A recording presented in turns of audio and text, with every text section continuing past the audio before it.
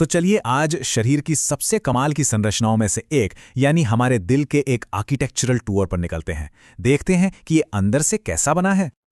अक्सर जब दिल की बात होती है ना, तो हमारे दिमाग में छाती के एक्सरे में दिखने वाली बस ये एक धुंधली सी परछाई ही आती है ना।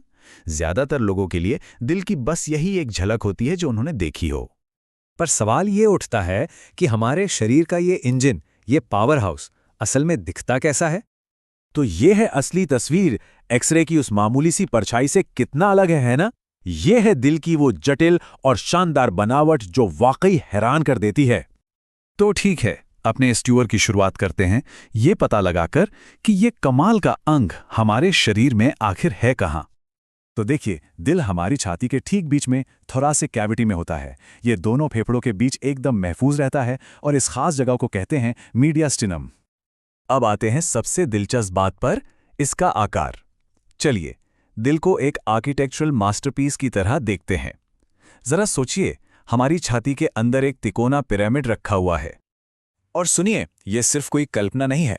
मशहूर एनाटॉमिस्ट एच रूवियर ने साफ साफ लिखा है, इसका आकार एक त्रिकोणीय पिरामिड जैसा है।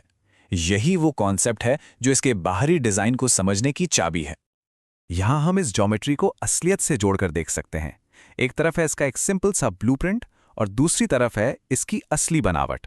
एक चीज गौर करने वाली है, इसका बेस यानी आधार ऊपर की तरफ है और नोक नीचे की तरफ, बिल्कुल एक उल्टे रखे हुए पिरामिड की तरह। तो सवाल यह है कि यह पिरामिड कितना बड़ा होता है। एक एडल्ट पुरुष के दिल का औसत वजन होता है करीबन 270 ग्राम और महिलाओं में यह थोड़ा सा कम, लगभग 40 ग्राम का होता है। चलिए, बाहर से तो हमने इसे देख लिया, अब वक्त है इस इमारत के अंदर के कमरों में झांकने का। देखते हैं इसके 4 चेंबरों को। सबसे पहले आते हैं एट्रिया। इन्हें आप दिल का रिसीविंग चेंबर या एंट्री हॉल समझ लीजिए। सारा खून शरीर से घूमकर सबसे पहले यहीं वापस आता है। और फिर हैं वेंट्रिकल्स। ये कहीं ज्यादा मस्कुलर होते हैं। असल में ये हैं दिल के असली पंपिंग स्टेशन, जो पूरी ताकत से खून को दिल से बाहर फेंकते हैं। ये देखिए दिल का पूरा फ्लोर प्लान, कितना साफ सुथरा डिजाइन है ना। ऊपर की तरफ वो 2 एट्रिया हैं जो खून रिसीव करते हैं और नीचे हैं वो 2 ताकतवर वेंट्रिकल्स जो उसे जोर से बाहर पंप करते हैं। अच्छा, अब बात करते हैं इसके अंदरूनी मैकेनिज्म की, मतलब दिल के वाल्व और सेप्टा की।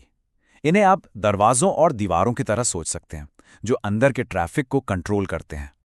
दिल के जो वाल्व्स है ना, ये एकदम परफेक्ट वन वे दरवाजों की तरह काम करते हैं। इनका डिजाइन इतना कमाल का है कि ये खून को सिर्फ आगे जाने देते हैं, वापस आने का तो सवाल ही नहीं उठता। इसी वजह से खून हमेशा सही दिशा में बहता है।